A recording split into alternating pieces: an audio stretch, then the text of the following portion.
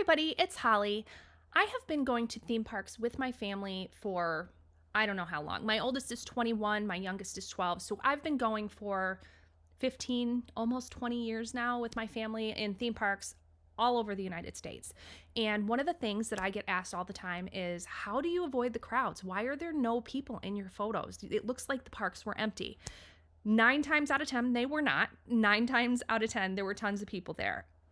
Granted, I have gone a lot. I have a lot of experience. I know some tips and tricks on how to avoid crowds when I'm in theme parks and trying to shoot memories. I know little nooks and crannies where I can hide, or how to position my kids or position myself so that crowds aren't as obvious. But there are certain times when it's not avoidable. Like in this shot right here with the Cinderella's castle in the background, you're never going to get a completely clear Cinderella castle in the background unless you get there like super early before the park opens for that breakfast in the park, and you get in there before anybody else and run down Main Street. So actually, we were pretty close to the castle. There weren't a ton of people behind her.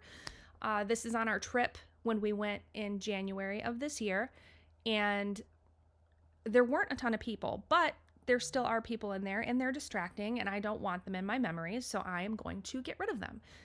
Now, I've already applied my base edit to this image, and I brightened her up a little bit using a mask as well.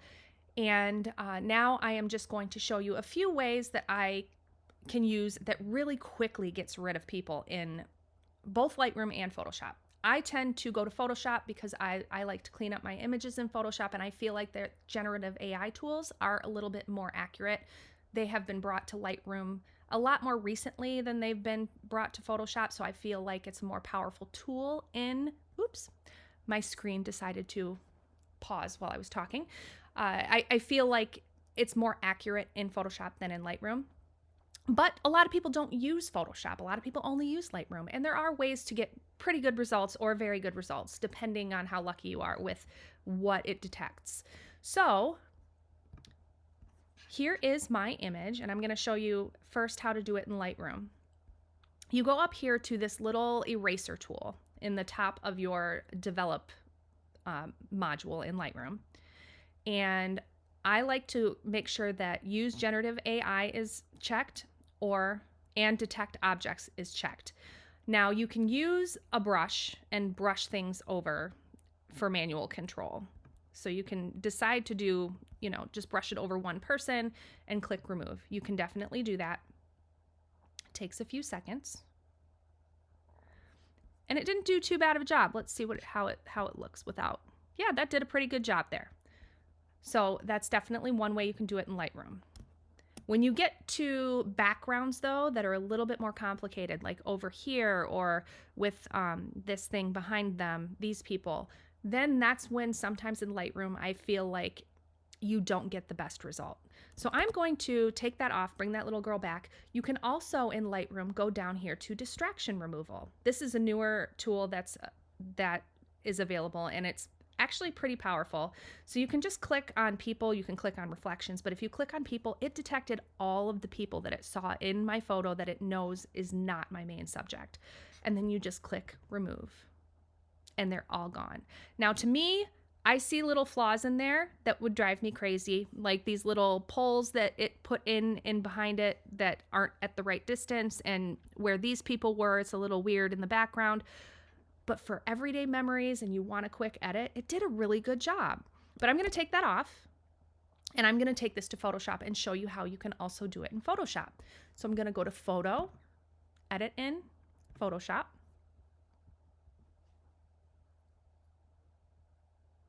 Okay, so now we are in Photoshop.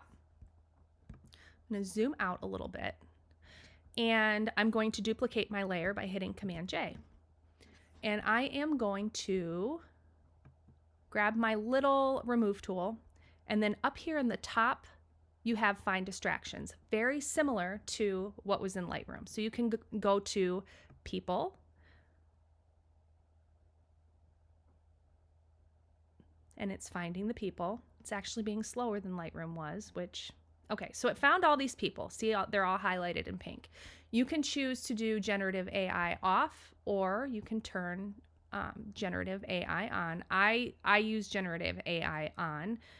If you do generative AI off, we can see what it does. So I'm going to hit return.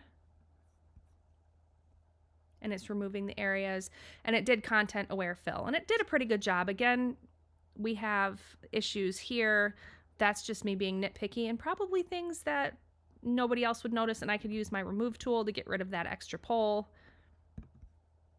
But I'll show you what it does with generative AI on.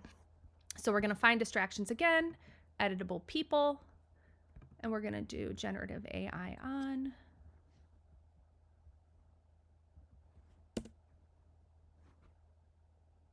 And see what she does.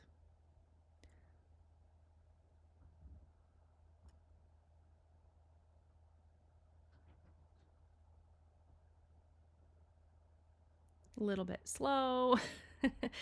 You gotta love the clocking. Well, it doesn't have the little wheel of clocking, but come on, Photoshop. It's because it's taking so many people out at once, I think, that it's taking a little bit of time. Okay, see, that result with the generative AI on in Photoshop, I feel is great. I wouldn't change a thing with this. I think it looks perfect. The next step of my edit is I would, I believe in my final edit, I had another picture that stitched a little bit over here in the top that I cut off. So I did a composite, and this is actually the final edited image that I came up with. So you can see this is my final, and this is what we were working on here. And actually this this removal did a lot better than my last round of removal. I can see right here that this messed up and it didn't put in the right thing behind her, but I will leave that alone. I didn't even notice that until I picked it out right now. So anyway, those are some very quick and easy ways that you can get rid of people in your photos. I have a course called theme park photography. So it's all about capturing your vacation, and it's not just about taking photos. It's about how you can balance that time between capturing your memories and get the photos on your wish list and checking off all those things and having a great time in the parks too, because you don't want to have your camera strapped to you the entire time. But in that course, where I give you all of my tips and tricks on how to avoid crowds, what you should bring, what gear you need, what gear you don't need, tips and tricks on all of the things that I've collected from my experiences throughout the years. I also include 2 videos that show you how to stitch photos together. If you don't want to use AI or AI isn't working for you, you can plan ahead, kind of take a couple of shots and easily stitch them together in Photoshop. You can remove people that way. So there's some other good videos that are a part of that course as well. And it's only $19. So, I mean, it's a great resource if you're planning a trip to a theme park anywhere in the country, anywhere outside of the country. And it will really help to maximize how you take your family photos on your vacation. I hope this was helpful, and I am glad you watched the video. Thanks for watching.